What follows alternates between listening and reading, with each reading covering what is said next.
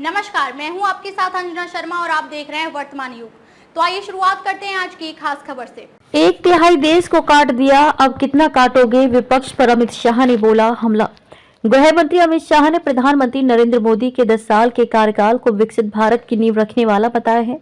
Indian renaissance the Modi decade पुस्तक का विमोचन करते हुए शाह ने कहा कि प्रधानमंत्री मोदी ने देश को नीतिगत पंगुता से निकालकर दुनिया में सबसे तेज गति से विकास करने वाली अर्थव्यवस्था बनाने के साथ ही विकसित भारत का पूरा रोडमैप भी तैयार कर लिया है।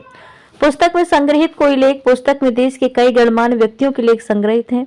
अमित शाह ने प्रधानमंत्री मोदी के काम को देश को जोड़ने वाला बताते हुए तमिलनाडु और कर्नाटक के कुछ विपक्षी नेताओं द्वारा दक्षिण भारत को अलग करने के बयान पर आड़े हाथों लिया। आजादी के समय हुए देश के बंटवारे का हवाला देते हुए उन्होंने कहा कि एक तिहाई देश को पहले ही काट चुके हो और कब तक काटते रहोगे। काशी तमिल संगमम का जिक्र उन्होंने कहा कि एक और जहां विपक्षी नेता दक्षिण भारत को अलग करने की बात कर रहे हैं, वहीं प्रधानमंत्री मोदी काशी तमिल संगमम के माध्यम से देश की एकता को मजबूत करने का काम कर रहे हैं।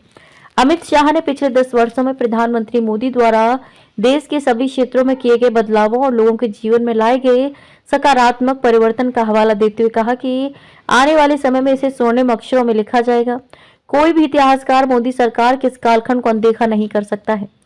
उन्होंने इस कालखंड की तुलना वटवृक्ष के बीज के साथ की, जो आने वाली सदियों में विकसित भारत का विशाल वटवृक्ष बनाने का काम करेगा, और कहा कि आने वाले समय में इतिहासकार मोदी के पहले और मोदी के बाद के भारत के रूप में इतिहास का लेखन करेंगे।